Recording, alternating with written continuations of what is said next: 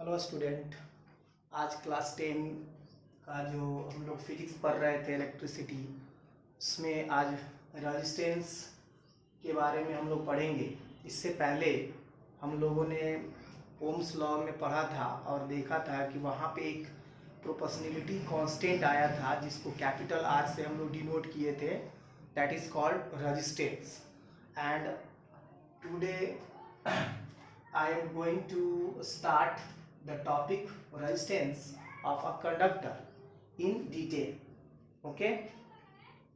देखिए रेजिस्टेंस क्या होता है। रेजिस्टेंस को हम लोग हिंदी में प्रतिरोध बोलते हैं। प्रतिरोध का मतलब होता है जो अवरोध उत्पन्न करता है, जो रुकावट डालता है। तो किसका रुकावट डालेगा, किसका अवरोध करेगा वो?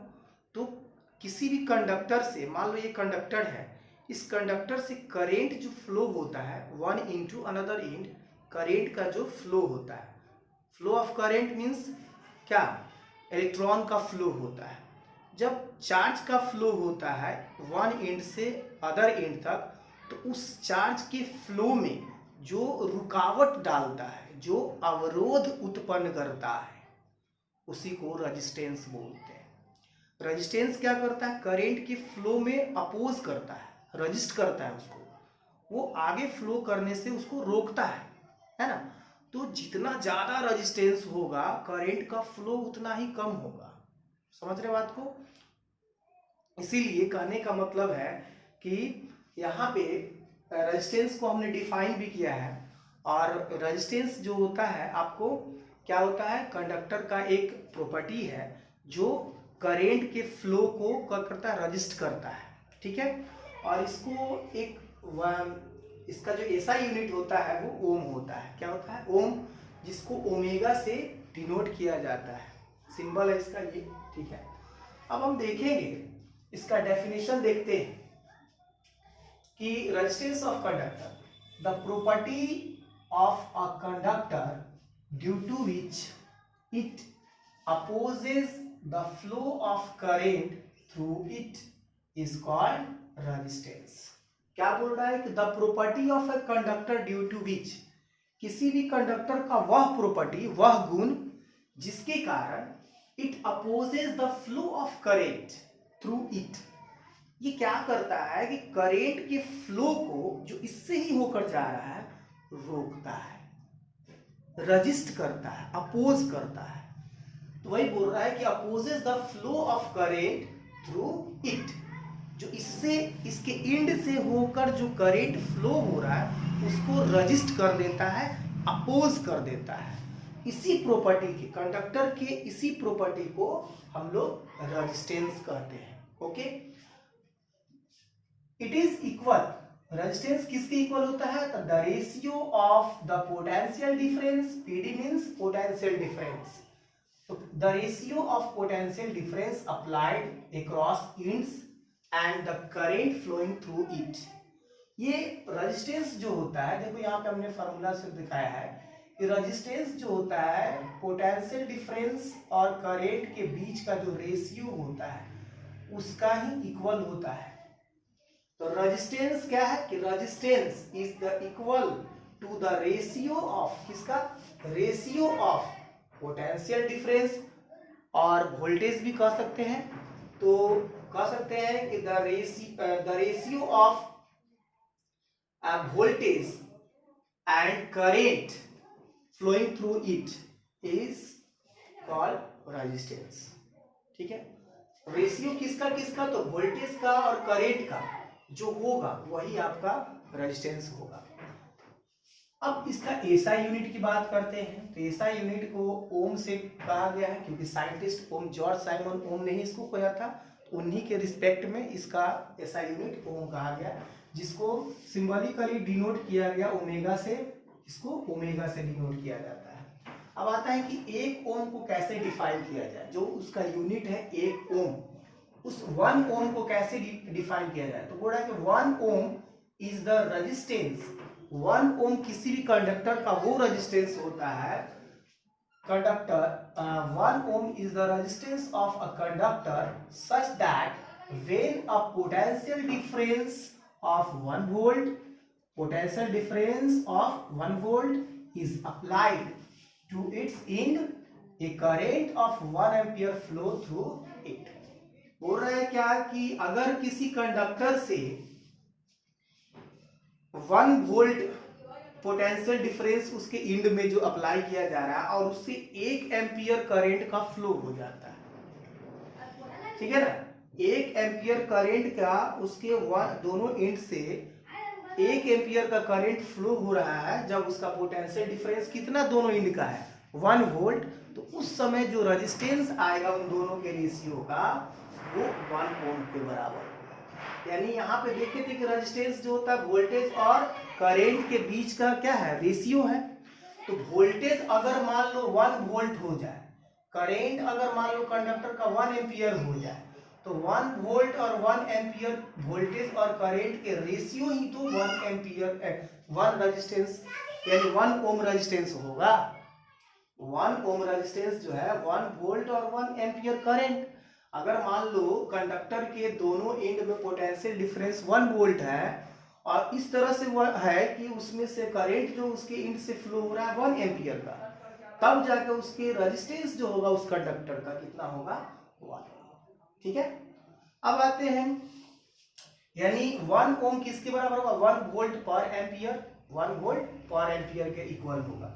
अब कुछ न्यूमेरिकल है, जिस न्यूमेरिकल को हम लोग थोड़ा ध्यान से देखेंगे, बहुत ही इजी है देखना है। ठीक है, the potential difference between 2 points of a wire carrying 2.1 milli ampere. देखो 2.5 मिली एम्पियर क्या है करेंट। अब यहाँ पे ध्यान से देखोगे, इसमें बोल रहा है कि एक वायर है, ठीक है ना, जिसके बीच में पोटेंशियल डिफरेंस है दोनों पॉइंट में 12 वोल्ट और उसमें करंट कितना कैरी कर रहा है, तो करंट कैरी कर रहा है आई आपको 2.5 मिली एम्पियर। आप जानते हो कि 2.5 मिली मीन्स क्या होता है 10 टू द पावर -3 और हो जाएगा एम्पियर। और वोल्टेज इसका कितना दिया, तो V गिवन है आपका 12 volt. Calculate the resistance between them, यानी आपको R फाइंड करना है। आप जानते हो ओम्स लॉ से, अकॉर्डिंग टू ओम्स लॉ आप लिख सकते हो अकॉर्डिंग टू ओम्स लॉ क्या हो जाएगा R is equal to V by I, R is equal to V by I. तो V आपका कितना है 12 वोल्ट है और R कितना है, सॉरी I कितना है 2.5 into 10 to the power -3 ampere. इतना वोल्ट इतना एम्पियर। अब जरा देखो वोल्ट है इतना एम्पियर है, तो ये आपको पता है कि जब नीचे डिनोमिनेटर में निगेटिव होता है तो ऊपर जाता है तो क्या हो जाता है पॉजिटिव हो जाता है। तो इसका मतलब क्या हो जाएगा, पॉइंट हटाएंगे तो इसके बदले यहाँ पे 1 0 आ जाएगा, यानी 120 हो जाएगा और ये हो जाएगा 25 और इधर में आ जाएगा 10 टू द पावर 3। ठीक है, और रेजिस्टेंस का तो होता है क्या आपका ओम। ठीक है, अब जरा यहाँ से कट करोगे तो 5 से कट करेंगे 5 टाइम्स में और ये आप कटेगा कितना 24 टाइम्स में, और 24 में 5 से डिवाइड करोगे तो कितना होगा 4.8 इंटू 10 टू द पावर 3 ओम। इसको आप 4.8 या 10 टू द पावर 3 का मतलब किलो भी होता है, इसको ऐसे भी हम लोग लिख सकते हैं, ये भी आंसर छोड़ सकते हैं, ये भी लिख सकते हैं। तो ये हमारा क्या हो गया रेजिस्टेंस हो गया। तो इस क्वेश्चन में वही बोला था कि पोटेंशियल डिफरेंस 12 वोल्ट था और करंट जो उससे कैरी कर रहा था 2.5 मिली एम्पियर था। तो आप रेजिस्टेंस फाइंड करो, तो हम रेजिस्टेंस का फार्मूला V बाई आई से पुट कर दिए, वैल्यू सॉल्व किया आ गया। अब नेक्स्ट क्वेश्चन देखते हैं, an electric heater draw a current. एक इलेक्ट्रिक हीटर है जो कि कितना करंट कैरी लेता है, तो current of 2 ampere from the इतना वोल्ट। देखो ध्यान से देखने की बात है, इसमें पहले I दिया हुआ है, I1 समझ लेते हैं, मान लो I है I ही मान लेते हैं सिंपल, और उस समय दिया हुआ है 2 एम्पियर। ठीक है, और फिर उसके बाद वोल्टेज जो दिया हुआ है 110 वोल्ट। अब बोलता है कि बताइए R, आप पहले तो R आपको पता नहीं है कि वायर का रेजिस्टेंस कितना है इलेक्ट्रिक हीटर का, तो resistance R is equal to formula क्या हो जाएगा V बाई आई। हम लोग देखें कि R is equal to V by I, तो V बाई आई। तो यहाँ से V आपको 110 है, अब बाई आई है 2, यानी कट करोगे तो कितना होगा 55 ओम। ये हो गया R हम लोग का फाइनल। तो हीटर का रेजिस्टेंस तो चेंज नहीं हुआ क्योंकि वही हीटर है, सेम हीटर है।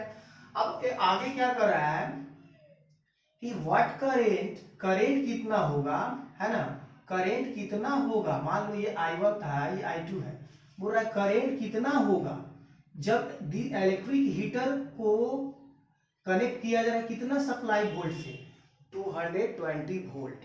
तो देखो आपको करेंट पूछता है, तो रेजिस्टेंस तो वही हीटर है तो चेंज नहीं होगा, रेजिस्टेंस तो 55 जो ओम आया है वही आएगा। और वोल्ट अभी कितना हो जाएगा, V2 दे दिया इससे 220, V2 आपका दे दिया इतना वोल्ट। तो आप I is equal to formula आप निकाल सकते हो, I इज इक्वल टू क्या हो जाएगा V बाय R। तो V आपको 220 है और R आपका तो 5 ही है ना, तो 5 से कैंसिल करोगे तो 11 5 जा और 11 20 और 4 बार में ये 20 भी कैंसिल हो जाएगा, दैट इज 4 एम्पियर। ये 4 एम्पियर क्या आ गया I2। अब देखो सिंपल सा लॉजिक है, ये हमारा तो आंसर आ गया। ठीक है, आप चाहो तो डेफिनेशन से भी कर सकते हो, ओम्स लॉ से भी कर सकते हो, है ना। मेथड 2, अगर मेथड 2 को फॉलो करें तो ओम्स लॉ को ही फॉलो कर सकते हो। ओम्स लॉ क्या बोलता है कि करंट जो होता है पोटेंशियल डिफरेंस के डायरेक्टली प्रोपोर्शनल होता है। करंट क्या होता है, पोटेंशियल डिफरेंस के डायरेक्टली प्रोपोर्शनल होता है। तो फर्स्ट केस में अगर मान लो फर्स्ट केस में हम लोग देखें तो करंट जो है और वोल्टेज, करंट पहले कितना था 2 एम्पियर था। ठीक है, मान लो इधर भी कर सकते हो, वोल्टेज को इधर भी कर सकते हो, करंट को इधर भी कर सकते हो। तो सोचो वोल्टेज है मान लो 110 और करंट हो गया 2 एम्पियर। ठीक है ना, वोल्टेज हमारा कितना है 110 और करंट है 2 एम्पियर। तो ये डायरेक्टली प्रोपोर्शनल है जी, वोल्टेज करंट के डायरेक्टली प्रोपोर्शनल होता है। तो अगर मान लो वोल्टेज को कह रहा है क्वेश्चन में अब कितना हो जाए 220 हो जाए, यानी 220 कितना है बताओ तो जरा, 110 का वोल्टेज 220 क्या है 2 टाइम्स है ना, ये कितने टाइम्स है 2 टाइम्स। तो उसी तरह से इसका भी 2 टाइम्स क्या होगा तो 4 ही एम्पियर होगा ना। तो ऐसे सिंपली लॉजिक से भी आंसर आ सकता है 4 एम्पियर, जो कि यहाँ भी आया 4 एम्पियर। ठीक है, तो इस तरह से हम लोग न्यूमेरिकल को सॉल्व करते हैं जो इजी है। ठीक है, आप लोगों को समझ में आया होगा, ये ऐसा मुझे लगता है। ठीक है, तो मिलते हैं नेक्स्ट वीडियो में।